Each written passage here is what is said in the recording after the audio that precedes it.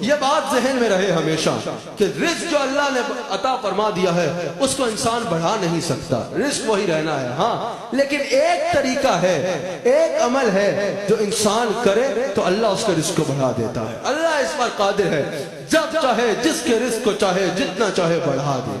ایک طریقہ ہے جو انسان اپنائے تو اللہ خود رزق کو بڑھا دیتا ہے انسان کے رزق کو۔ وہ کیا طریقہ ہے؟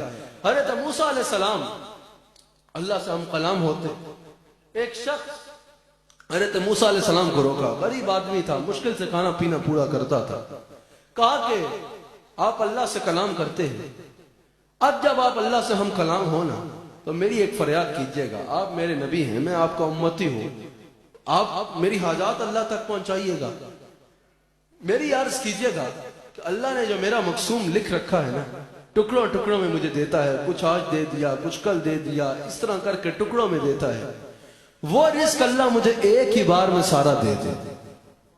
حضرت موسیٰ علیہ السلام اللہ کریم کے حضور حاضر ہوئے، اللہ کریم سے عرض کی، یا اللہ تیرا فلاں بندہ تیری بارگاہ میں یوں فریاد کرتا ہے کہ اس کا جتنا رزق ہے اس کو ایک ہی بار میں عطا کر دیا جائے۔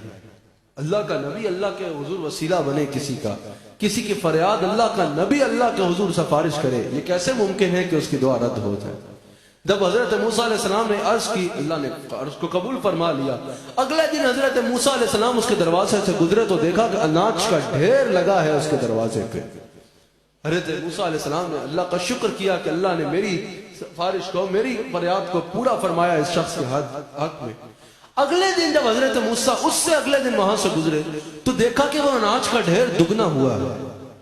حضرت موسیٰ نے اللہ سے عرض کی کہ یا اللہ، میں نے تیرے آگے فریاد کی تھی کہ اس کے رزق ایک ہی بار میں عطا فرما دے اس کو، تو کیا تو نے اس کو قسطوں میں کر دیا تھا کہ اتنا آج دے دوں گا، اتنا کل دے دوں گا، یعنی اتنا زیادہ تھا کہ ایک بار میں وہ سنبھال نہیں سکتا تھا، تو قسطوں میں دے دوں گا؟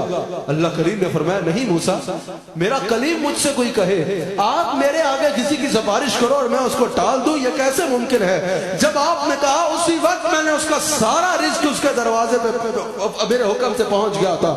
حضرت موسیٰ نے عرض کی کہ یا اللہ پھر یہ کیا معاملہ ہے، پھر یہ کیا معاملہ ہے؟ تشریف رکھیے۔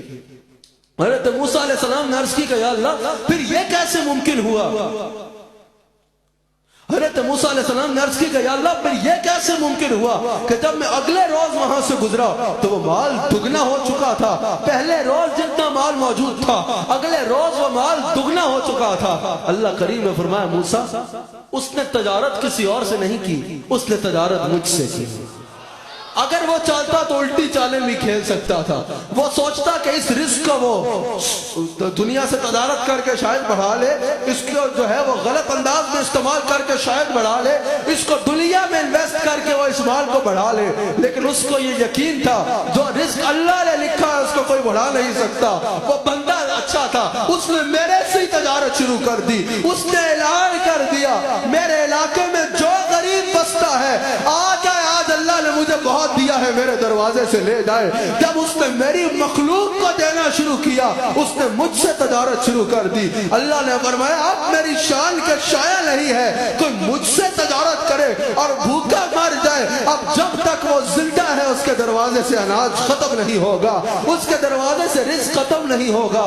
یہ تو صرف زندہ ہے نا، دیکھو ذرا خواجہ عبدالکریم کو، دیکھو ذرا مجدد الفسانی کو، دیکھو ذرا باقی باللہ کو، دیکھو ذرا شاہ نقشبند کو، دیکھو ذرا حضرت بایزید کو، دیکھو ذرا اللہ اکبر غوث اعظم کو، دیکھو ذرا داتا علی حجویری کو، ان بزرگان دین کو دیکھو، یہ قبروں میں جا چکے ہیں لیکن پھر بھی ان کے دروازے سے رزق ختم نہیں ہو رہا۔ وجہ یہ ہے کہ انہوں نے تجارت دنیا سے نہیں بلکہ اللہ سے کی ہے، انہوں نے تجارت اللہ سے کی ہے۔